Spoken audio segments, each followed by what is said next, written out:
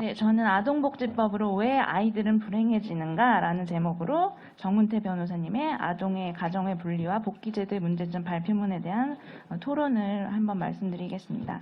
저는 나는 부모다 협회를 운영하고 있는 김수빈입니다. 네, 정은태 변호사님께서는 아동학대 처벌법 제12조와 제47조 그리고 아동복지법 제15조에 의해서 아동과 부모가 분리되는 상황에 대해서 아주 잘 설명해 주셨습니다. 그리고 이 과정에서 사법부의 심사가 부재하다, 특히 임시조치 전후로, 그리고 행정부의 권한이 지나치게 비대하다, 아까 말씀해 주셨듯이 기간 제한도 없었고 항변할 절차도 없고 사법부 판단을 받지 않는 사각지대가 있다, 이렇게 얘기해 주셨고, 또 아동학대 전담 요원들의 전문성이 떨어진다라고 평가해 주셨습니다. 변호사님께서는 실제 사무들로 이 부조리한 상황을 경험하셨기 때문에 누구보다 이 문제점들에 대해서 더 절실하게 느끼셨고 또 핵심 요소들을 잘 파악해 주셨다고 생각합니다. 저도 적극 공감과 지지를 드리고, 또 제가 접수하게 된 실제 사례들 중 변호사님이 설명 주신 상황보다 더 부조리했던 경우들, 그리고 또 변호사님 의견에 뒷받침 드릴 수 있는 상황들을 좀 더 덧붙여 드려보고 싶습니다. 네, 무죄와 석방이 존재하지 않는 복지 사각지대의 국민들은 누가 만들어내는가라는 소제목으로 변호사님께서 설명해 주셨던 법적인 부분들을 좀 살펴보고 싶습니다. 정운태 변호사님께서 주신 내용과 또 옆에 계신 한효관 대표님께서 정리해 주셨던 내용들을 토대로 아마 이 표를 만들 수 있을 것 같습니다. 네, 변호사님께서는 피해 아동을 향한 응급조치는 72시간을 넘을 수 없다라는 12조를 설명 주셨었는데요. 그렇기 때문에 사실은 72시간 분리한 후 특별한 사유가 없으면 아이들을 돌려줘야 하지만 제가 경험한 사례들 중에 딱 4가정만 72시간 안에 돌아왔었습니다. 네. 근데 그 4가정의 공통점들은 다 경제적으로 굉장히 부유했다는 점을 전 느낄 수 있었고, 딱 한 가정 정말 기적적으로 검사님이 이 아이는 돌려줘라 한 경우를 빼고는 모두 바로 다음 단계 임시조치로 넘어갔던 것 같습니다.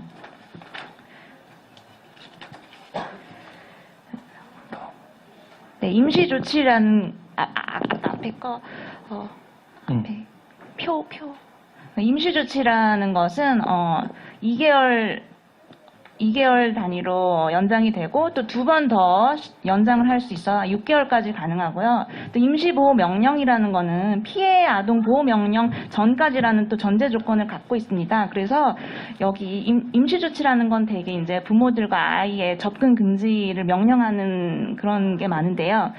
임시조치 전까지는 이런 단계가 있고, 또 피해아동 보호명령 전까지는 또 가운데 단계가 있고, 또 피해아동 보호명령까지 가면 이 절차들을 다 걸치면 아동과 정말 접근할 기회가 너무 희박하게 있기 때문에 아이들과 굉장히 연락하기가 힘들고 고통스러운 시간이 지나는데요.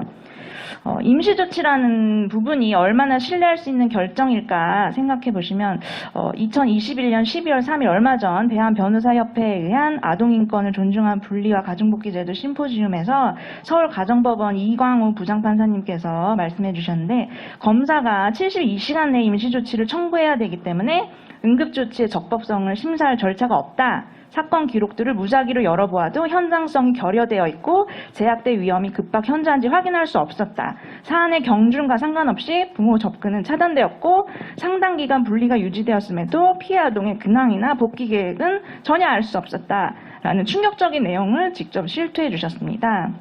또 변호사님께서 아동학대 범죄처벌법 51조 피해 아동 보호 명령은 1년을 초과할 수 없다, 6개월 단위로 연장 가능하다는 소개를 주셨는데, 저는 여기에 2항 이 연장 신청은 아보전과 보호관찰 수만 한다, 그리고 3항 아이가 성년에 도달하는 때까지 연장이 가능하다라는 내용을 덧붙이고 싶습니다. 피해 아동 보호 명령은 최대 4년이었는데 2020년에 성년에 도달하는 때까지로 개정이 됐었고, 그리고 또 실제로 또 성년이라는 시기도 보호 종류 아동 자립 지원 강화 정책으로 18세에서 24세로 변경되었다고 합니다. 그래서 실제로 그렇게 아이가 22살이 돼서야 아이를 찾으실 수 있었던 엄마 사례를 제가 알고 있었거든요. 그 엄마도 혐의가 없었고 전 남편이 허위 신고했는데 아동보호 전문기관 쪽에서 아이를 돌려주지 않았었고, 그리고 또 동생은 억지로 시설에서 데려오셔서 무죄 판결까지 받으셨어요. 근데 죄가 없는데도 큰 아이는 22살 때까지 만날 수 없었던 그런 마음 아픈 사연이 있었습니다. 네, 그 다음에 아동복지법 15조, 아까 많이 말씀해 주셨던 이 더 이상한 법에 대해서 설명드리면, 이제 15조 1항을 보시면 이런 6호까지의 보호 조치가 있고, 또 사망에 따르면 위 1호 및 2호가 적합하지 않은 경우에만 3호부터 6호의 조치를 취할 수 있다.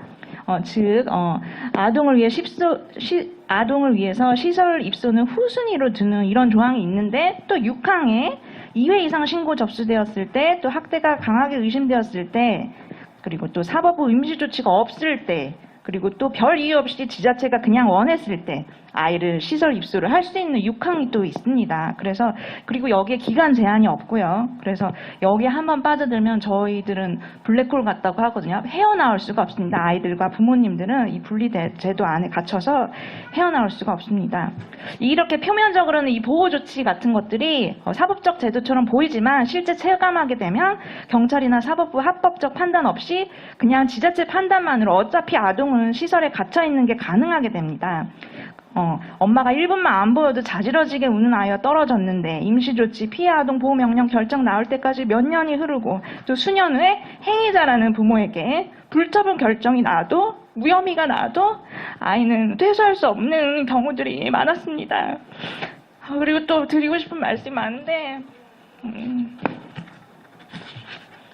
많이 줄이고요. 그래서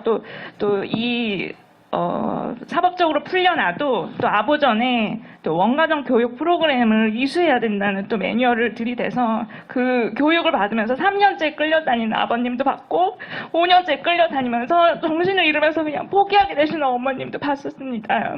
그리고 그 교육이 그렇게 효과가 없다는 의견들을 주시거든요. 그 다음에 아이의 고통은 누구의 이익으로 맞바꿔지는가, 여기에 대해서 이제 변호사님께서 아동학대 전담 공무원들에 대한 의심을 말씀해 주셨습니다. 그리고 이제 별 사례 아니었는데 이렇게 아이와 부모가 분리된 사례들을 얘기해 주셨는데, 전 여기에 아무 혐의조차 없는데 부모님들의 아이들이 강제 분리되는 사례들을 좀 더 덧붙이고 싶습니다. 그냥 아이 잘 키우고 있었는데 부모 준비가 안 되어 보인다, 앞으로 아동학대를 할 것 같다, 지극히 주관적이고 말도 안 되는 행정부만의 인권 침해적인 판단으로 아기를 뺏겼기 때문에 재판조차 없이 계속 끌려다니면서 부모님들 고생하시는 걸 봤었고요. 그리고 변호사님 말씀 주신 대로 청소년기 아기들은 가정 복귀를 거부할 정도로 탈선 길로 가버리는 경우도 있었고, 또 아주 아기들은 얼마나 힘들었는지 엄마를 못 알아보고 엄마를 거부하고 울고, 그런 말씀도 들었었습니다.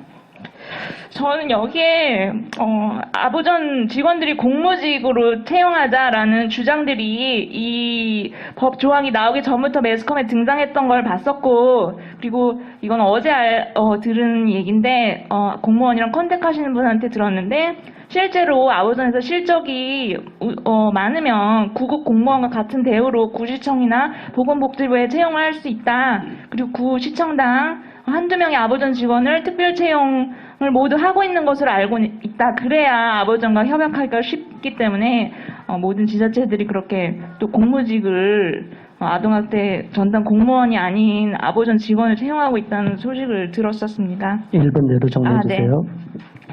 네. 그리고 아동 보호 전문 기관에 대한 의구심이 너무 많고요. 또 시설에서 이제 아이들 고생하는 사진 너무 많은데 그냥 이 정도로만 추려서 올려드렸는데, 이 아이들을 학대하는 건 누구일까? 이 부모님들 사례를 이제 전 다 아니까요. 정말 여기는 다 아무 혐의조차 없는 엄마, 또 부부싸움 같이 경미한 경우, 허위 신고, 그리고 아버전이 위조해서 끌려간 경우들이고, 평소에 상처가 하나도 없었다고 주변 분들이 다 증언을 해주신 애기들인데 시설에서 이렇게 고생하고 있습니다. 애기 중에 하나는 뭐 2달 동안 양치를 안 했다고 아빠한테 자랑하는 애기도 있었고, 또 어떤 애는 양치했는데 보육교사 선생님이 거짓말한다고 그냥 때리는 경우도 있었고, 그렇다고 합니다. 네네.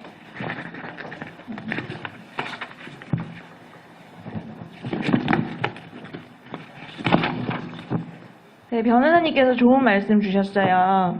아동 강제 분리라는 것이 그 기간의 정도를 떠나 부모와 아동에게 지울 수 없는 평생의 정신적 고통을 줄 여지가 있고 가족 간의 신뢰관계를 영구히 훼손할 수 있다는 점에서 매우 신중하게 판단해야 하는데 무조건적으로 쉽게 분리되는 현재 체제는 잘못되었다라는 지적에 매우 공감을 드리고 또 함께 마음 아파해 주신 부분에 대해서 깊은 감사를 드립니다. 나는 부모다 협회 회원님 가정들의 사례를 종합해 생각해 봤을 때 분리되기 전 상황보다 분리되고 난 후에 아이들 충격은 정말 비교 불가할 정도로 크고 또 그 거기에서 헤어나왔을 때도 그 공포감에서 헤어나오기 어려워하고 계속 학습장애, 사회부적응, 우울증 같은 또 그런 반응들이 생기고요. 공정하고 명확한 기준에 의해서 학대 판정을 받고 분리가 된 것이라면 대한민국 국민으로서 받아들여야 할지부터 모르겠습니다.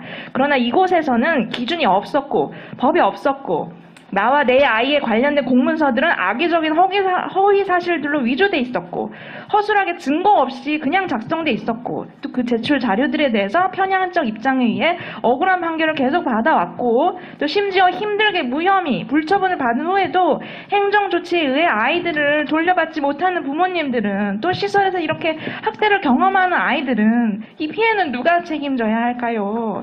아동은 견딜 수 없이 고통스럽다는데 엄마들은 내가 고통스러워서 절규하는 게 아니고 엄마가 절실히 필요한 아이의 고통이 느껴지기 때문에 절규하는 건데 가족은 다 붕괴가 됐는데 누가 이 순간 이 상황으로 인해 가장 이익이 생기고 흡족한가요?